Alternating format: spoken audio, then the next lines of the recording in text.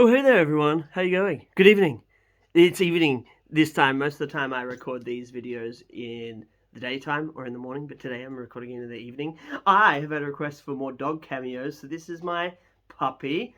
This is Wendy. Say hi, Wendy. Hi, everyone. Welcome to Mrtb, Mr. Bible. That's Wendy. She's not very old. She's some kind of dog. I'm not exactly sure what kind. She's pretty tiny. She can be picked up like this, but she doesn't like to be held for very long, so I'm going to place her down. But here you go. This is a dog cameo for all you people who asked for it. This is Wendy. At my house. Oh, sorry. At my house at the moment, we have 5 dogs. I think you've now seen 3 of them. I have 2 more. We might have some more dog cameos and a cat cameo. My cat's here somewhere. This is Mrtb Mysteries of the Bible. I'm going to read you a story from Luke chapter 16 today. It's an odd one, and I'm not going to explain the story to you. It's a strange story, but if you want to hear about it, you're very welcome to come to my church on the weekend, because I'm going to be speaking on this very passage, and I'm going to be explaining the whole story to you. Or if you can't come to my church, you can find the recording online sometime, and you'll understand exactly what's going on. But let me read the story to you, and I'm going to kind of concentrate on the last verse just for a moment. Luke 16. Jesus told his disciples, "There was a rich man whose manager was accused of wasting his possessions. So he called him in and he asked him, 'What is it I hear about you? Give an account of your management, because you can no longer be my manager.' The manager said to himself, 'What shall I do now? My master is taking my job away. I'm not strong enough to dig, and I'm ashamed to beg. I know what I'll do, so that when I lose my job, people will welcome me into their houses.' So he called in each of his master's debtors. So he asked the first, 'How much do you owe my master?' 900 gallons of olive oil,' he replied. The manager told him, 'Take your bill, sit down quickly, and make it 450. Then he asked the second, 'How much do you owe?' 1,000 bushels of wheat,' he replied. He told him, 'Take your bill and make it 800. The master commended the dishonest manager because he had acted shrewdly. For the people of this world are more shrewd in their dealing with their own kind than are the people of the light. I tell you, use worldly worth to gain friends for yourselves, so that when it's gone you may be welcomed into eternal dwellings. Whoever can be trusted with very little can be trusted with much, and whoever is dishonest with very little will also be dishonest with much. So, if you have not been trustworthy in handling worldly wealth, who will trust you with true riches? And if you have not been trustworthy with someone else's property, who will give you property of your own? No one can serve 2 masters. Either you will hate one and love with the other, or you'll be devoted to one and despise the other. You cannot serve both God and money." You catch that? No one can serve 2 masters. You cannot serve both God and money. That verse is so fascinating, because if you just read verse 13 and you haven't read the parable beforehand, and Jesus said you cannot serve 2 masters, you'll hate one, love the other, or be devoted to one and despise the other. You cannot serve both God and, what's the end there normally? You can't serve God and yourself. You can't serve God and a rival God. They're the kind of things that come to mind. But here, Jesus says, no.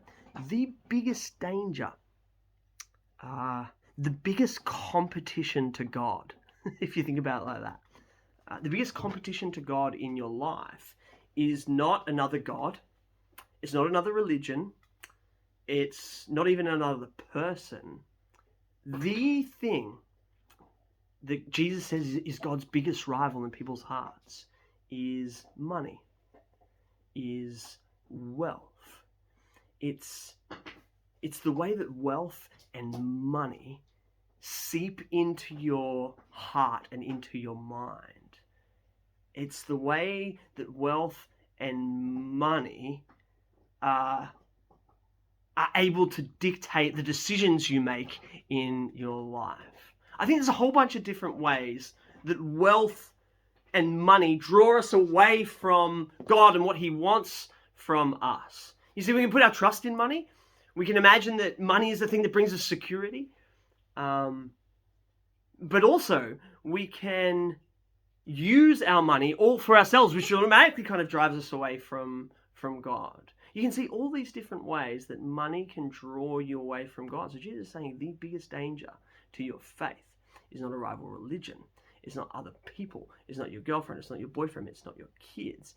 It is money and wealth. And there's a whole bunch of different ways that we can be obsessed with money and wealth. I think some people can be obsessed with money and wealth, and therefore they save it. They continue to save it and save it and save it, and they don't spend it on anything. And they save it for a rainy day. And they accumulate all this kind of wealth, and they think that's what makes them secure. Saving a whole bunch of wealth is being obsessed with money, and being obsessed with money is a great danger to your faith. The other way you can be obsessed with money is by just spending it on absolutely everything, always kind of spending it and spending it and spending it on the latest thing and the newest thing. There's another way to be obsessed with money. And what that says is that you're in danger of being drawn away from God because you're constantly thinking about the next thing that can bring you some kind of happiness. So you can be drawn away from God through saving, and you can be drawn away from God through spending. I think there's only one thing that you can do with money that doesn't draw you away from God, but actually draws you into God. Do you know what that is? It's to give it away. It's to give it away to someone. It's to use it generously for the benefit of others. And you can do that by saving, and you can do that by spending. You can do that by saving a whole bunch of money and then giving it to a really good cause. Or you can do that by spending. But when you're spending, you're not buying something for yourself. You're buying something that will be of benefit to everyone, to all the people around you, to your friends. My challenge to you this week is to really prove that money isn't drawing you away from God. Then I want you to give some of it away. You might say, I don't really have that much money. You probably don't. You're only a kid. Maybe you don't have that much money. But get into the habit of it. Begin to give stuff away. Buy something from the canteen. Are you allowed to do that? I don't know. Just do it anyway. Grab your friend a hot chocolate or a milkshake or a Coke on the way home. Get a gift for someone. A teacher or a chaplain. One of the great chaplains from the school or something. No, don't get me a present. I really don't need it. But take your money and use it for the good of someone else. And in doing so, you are proving that you only have one master. That master is God himself, not money as well. With me? Amen.